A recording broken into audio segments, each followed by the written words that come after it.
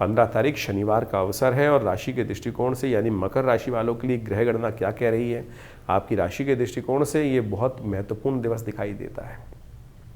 15 तारीख को शनिवार के साथ साथ एकादशी का योग बन रहा है और ये एकादशी मार्गशीर्ष के कृष्ण पक्ष की जो आती है उसको उत्पन्ना एकादशी बोला जाता है। ग्रह भी इस दिन परिवर्तन की तरफ जा रहे हैं और ये परिवर्तन आपकी राशि से बहुत महत्वपूर्ण योग बनाता दिखाई दे रहा है।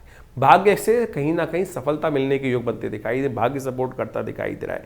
भाग्य में धर्म की तरफ ज़्यादा रुझान बढ़ता दिखाई दे रहा है। धर्म के कार्यों से लाभ भी प्राप्ति के योग बनते दिखाई दे रहे हैं। लेकिन ध्यान रखिएगा, बहुत ज़्यादा साधुत्व का भाव कई बार जो बदमाश लोग हैं ना आपको ज़्यादा दबाने का प्रयास कर सकते हैं। तो इसलिए इस बात का ध्यान रखना है कि थोड़ा पुरुषार्थ को जगाने का, धर्म के भाव को, धर्म का कार्य जो होता है ना वो संसार को दिखा के नहीं किया जाता, वो धर्म नहीं होता है। इसलिए छुप के जो भी आप सरल हैं, अच्छे हैं, बढ़िया हैं, तो वो आप अपने लिए अच्छे हैं, तो इसलिए संसार में इसका प्रदर्शन ज़्यादा ना करें तो वो आपके लिए अच्छा रहेगा। जो भी धर्मार्थ कार्य करें, सेवा का काम करें, छुपा के करने का प्रयास करें। शास्त्र में एक कहावत है कि खाना और भजन पूजा लोगों से छुपा के करनी चाहिए। अगर प्रदर्शन करके करोगे तो एक तो पूजा का पुण्य वो ले जाएंगे, प्लस नज़र लगा जाएंगे कि आपके खाने पर। तो इस बात का ध्यान रखना चाहिए। आपकी राशि के दृष्टिकोण से ये समय चल रहा है बहुत अनुकूल है। इस दिन उत्पन्ना एकादशी है। ये एकादशी वो है जो चमत्कार उपस्थित कर सकती है। हम ही सब कुछ नहीं कर सकते, हमें कहीं ना कहीं बड़े लोगों के सहयोग की आवश्यकता होती है। साधुओं को भी, देवताओं को भी कई बार आवश्यकता पड़ती है, बुद्धिमान लोगों को। क्या किया उन्होंने जब जीवन में कष्ट आया, क्या उत्पन्न हुआ था इस दिन? कहा जाता है कालांतर में एक मुर नाम का राक्षस था। उसने संसार को भयग्रस्त कर रखा था और पूरा संसार उसे त्राहिमाम था।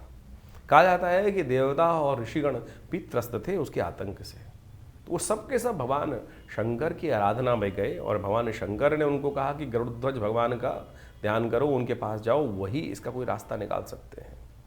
और जब वो समस्त लोग, जितने भी ऋषिगण देवतागण थे, अपनी प्रार्थना को लेकर भगवान विष्णु के समक्ष उपस्थित होते हैं, तो कहा जाता है भगवान विष्णु चिंतन कर कर ध्यान करते हैं तो उनके शरीर से एक देवी उपस्थित होती है और वही देवी जो है वो बड़ा दिव्य रूप भगवान के शरीर से स्वयं उत्पन्न हुई है, मानस से उत्पन्न हुई है। तो कहा जाता है बड़ा दिव्य रूप। और भगवती का नाम भगवान ने कहा कि हमारे शरीर से उत्पन्न हुई हो, तो उत्पन्ना नाम उनका रखा गया। कहा जाता है उन्हीं उत्पन्ना ने, बड़ा मोहित रूप था, और जब वो उस राक्षस के समक्ष उपस्थित हुई तो उनसे मोहित हो गया वो और उनसे विवाह करने के लिए हट करने लगा। तब कहा जाए कि युद्ध में जीतो तब विवाह कर सकते हैं। तो जब युद्ध हुआ तो भगवती ने उस मुर नाम के राक्षस का संहार किया।